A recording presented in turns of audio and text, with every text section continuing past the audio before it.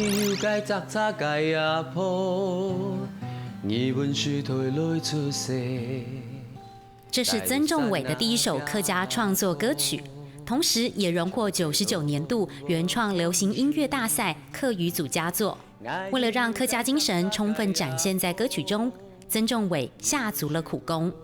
因为之前比较少听客家歌，所以就觉得创作一定要有客家的这种风味在，然后就去听一些前辈的作品这样子，然后慢慢去学习。虽然是客家子弟，客语却是一窍不通。写完第一首创作曲后，找妈妈帮忙填词，但家庭主妇的妈妈一开始也是摸不着头绪。刚开始不知道怎么写，我就写了好多哦，就是把我妈妈的类似那种一生写下来。从整篇故事中截取歌词，终于完成创作。接下来，妈妈写出兴趣，经常废寝忘食。